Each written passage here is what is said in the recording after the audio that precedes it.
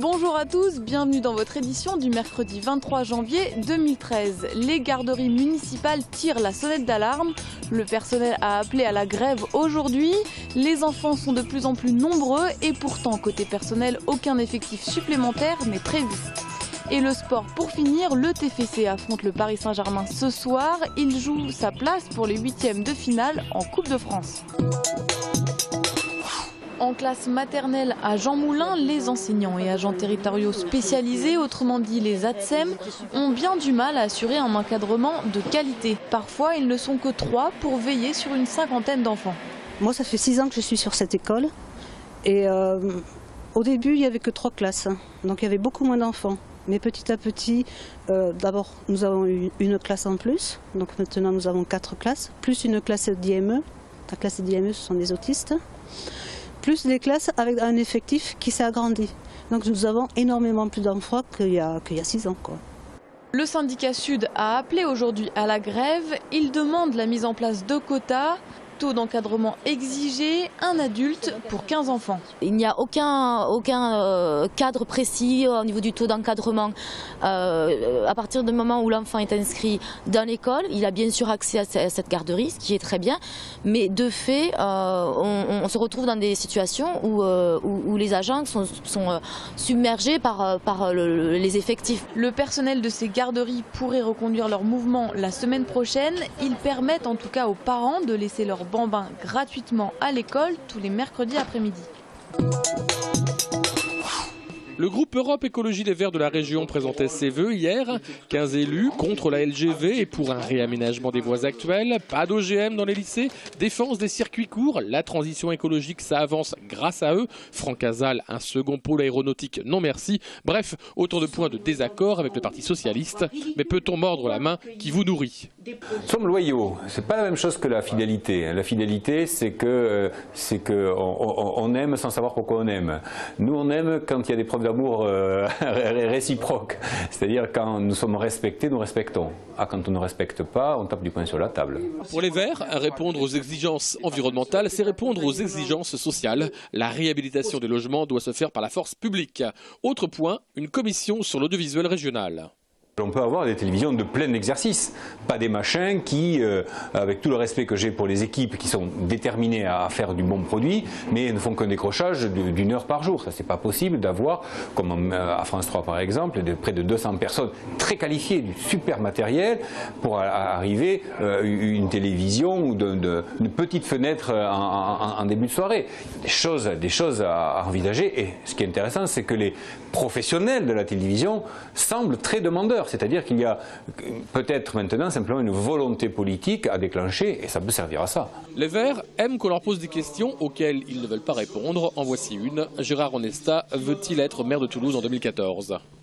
Être simplement des aiguillons dans des majorités, c'est quelque chose que nous savons très bien faire. Je crois que nous l'avons prouvé aussi bien à Toulouse qu'au niveau régional. Mais nous serons certainement beaucoup plus utiles un jour en étant à la tête d'un exécutif. Alors, à la région, à Toulouse ou ailleurs, mais ce temps viendra, il viendra. À suivre.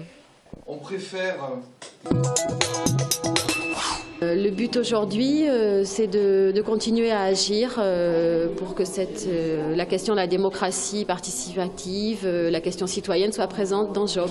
Une douzaine d'associations, telles musicales ou cette animées, sont à l'origine de la renaissance du bâtiment Job fin 2011. Elles forment aujourd'hui un collectif qui souhaite, au-delà de l'aspect culturel et créatif, favoriser l'expression et l'implication citoyenne. Une volonté intimement liée à l'histoire de Job. Une association d'anciens salariés fait d'ailleurs partie du collectif.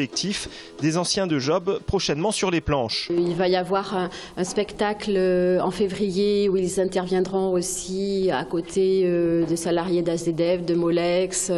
Donc l'identité de Job, ce qui les intéresse, c'est aussi qu'elle reste vivante. Des débats traiteront également de la question de la fermeture d'usines les 20 et 21 février. À Job, la gouvernance est collégiale. Le collectif a la co-responsabilité du bâtiment avec la ville. On expérimente cette co-responsabilité, mais on a mis en place des programmes mixtes qui nous semblent participer à ça.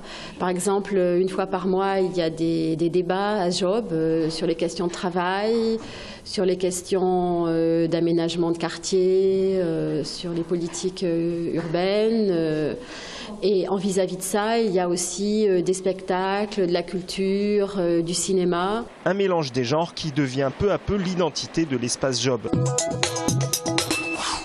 Une aventure à la fois sportive et humanitaire qui rassemble 3000 étudiants, le départ du 4L Trophy est le 14 février. Plus de 1200 équipages se lancent sur un parcours de 6000 km traversant la France, l'Espagne et le Maroc pour apporter des fournitures scolaires et sportives à destination des écoles du sud marocain en difficulté.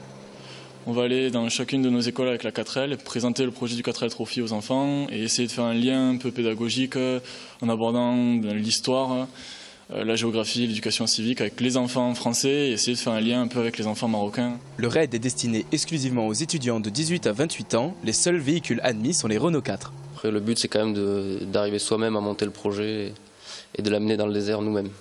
Le 4L Trophy n'est pas une course de vitesse mais une course d'orientation. Celui qui parcourt le moins de kilomètres entre les points de contrôle est le mieux classé. Pas de maillot pour Sissoko alors que les Toulousains jouent ce soir leur 16e de finale de Coupe de France face à l'Ogre parisien. La question du devenir de Sissoko résonne en fond de bruit de couloir. Le milieu de terrain des Violets, momentanément sur la touche, a bien été écarté du groupe et ce jusqu'à nouvel ordre. Au cœur de la polémique, un transfert pressenti du côté de Newcastle, pas au goût visiblement du président du TFC et pour cause. Le patron, c'est monsieur Olivier Sarran, c'est à lui à... C'est lui qui tient la bourse. Il y a tout ce qu'on dit autour de la formation, donc ça coûte de l'argent. Même si ce soir l'enjeu est de taille. C'est une des meilleures équipes, le PSG c'est une équipe le meilleure au niveau de la défense, donc il faudra jouer l'attaque à fond. Voilà. Nous avons des joueurs pour cela, donc essayer de rentrer à Toulouse avec une qualification. Et pour le match, rendez-vous ce soir au Parc des Princes. Rencontre à suivre en direct à partir de 20h50 sur France 3 et Eurosport. C'est la grosse sortie de ce début d'année dans les salles. Impossible de passer à côté de Django Unchained. Il faut dire que Quentin Tarantino a mis le paquet. Son western spaghetti en hommage à Sergio Leone était très attendu. À Toulouse, au Gaumont-Wilson, c'est déjà l'effervescence. On a fait 2200 entrées, ce qui le place dans les plus gros démarrages de l'histoire. Surtout pour un film qui fait 2h45. Donc, ce qui diminue fortement le nombre de séances.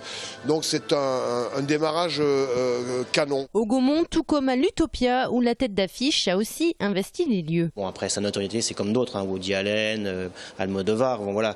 Donc maintenant, les gros complexes aussi veulent ce genre de film. Mais la magie du succès, c'est surtout les premiers spectateurs qui en parlent le mieux. C'est la forme, c'est la façon dont c'est filmé. J'aime bien Tarantino, tous ses films, tout ça. Super, toujours de l'action et puis beaucoup d'humour. Un peu violent, mais c'est Tarantino. Ouais. Beaucoup de mouvements, pas de surprise, mais bien, super.